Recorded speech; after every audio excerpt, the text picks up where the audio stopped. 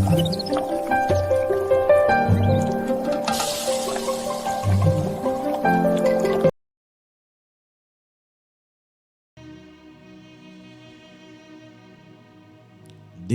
ఉన్నతమైన నామానికి స్తుతి మహిమ కలుగునుగాక.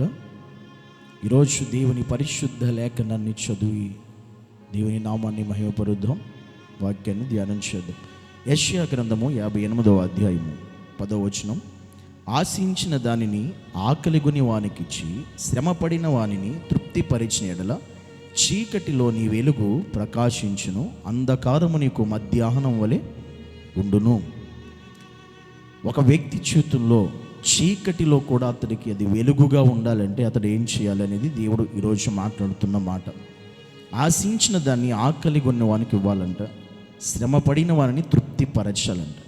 ఈ రెండు ఎవరైతే ఈ భూమి మీద చేస్తారో, ఆశించిన వానికి మనం వాని ఆకలిగొనే వానికి ఆకలి కొనేవానికి అది ఇవ్వాలి. వాడు ఆశపడుతూ ఉన్నాడు, వాడికి అది మనం ఇవ్వగలగాలి, అది చేయగలగాలి, వాళ్ళ ఆకలి తీర్చగలగాలి.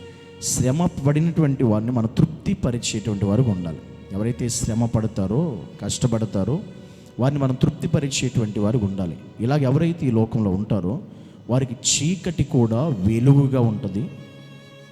వారి జీవితంలో చీకటి కూడా వెలుగు, అంధకారం కూడా మధ్యాహ్నం వలె ఉంటుందంట వారి జీవితంలో.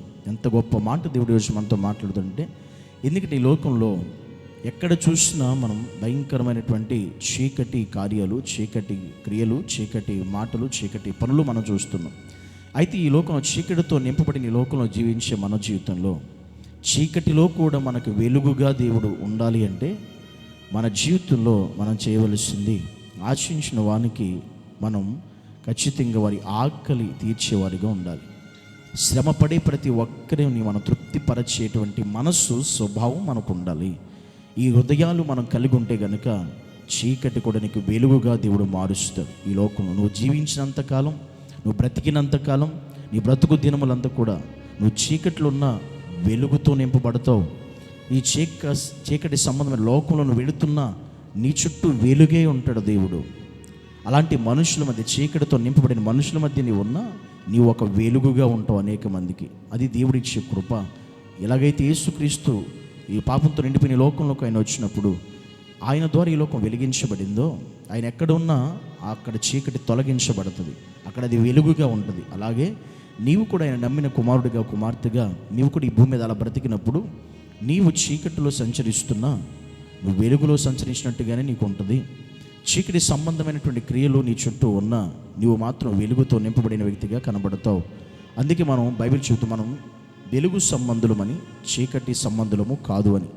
మనము రాత్రి వారము కాదు, మనం పగటి వారమని వాక్యం చెబుతుంది. అలాగే మన జీవితం ఉండాలి, మన స్థితిగతులు ఉండాలి. దేవుళ్ళు మనం అలాగే కొనసాగించబడాలి. మనం నిజమే రాత్రి వారం కాదు, మనం పగటి వారము, మనం చీకటి సంబంధులం కాదు, వెలుగు సంబంధులం.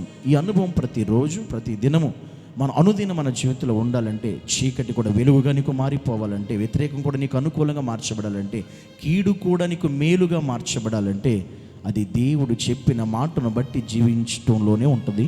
కనుక ఈరోజు ఈ మాటలు వింటున్న మనందరము కూడా దేవుని మాటను బట్టి, వాక్యాన్ని బట్టి మనం జీవించినప్పుడు మనకి ఈ లోకంలో ఏ చీకటి మనల్ని అంటదు, ఏ చీకటి మన దరిదాపులకు రాదు.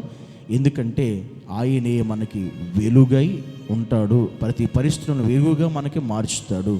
మనందరి కుటుంబాల్లో కూడా దేవుడు ఆ ఉన్నతమైన కృపను, ఆ యొక్క భాగ్యాన్ని మనకిచ్చి మనం ఈ లోకంలో ఎక్కడున్నా ఒక వెలుగుతో నింపబడేవారుగా, వెలుగుమయమై ఉండేవారుగా, అనేకులను వెలిగించేవారుగా మనము, మన కుటుంబాలు నడిపించబడునుగాక.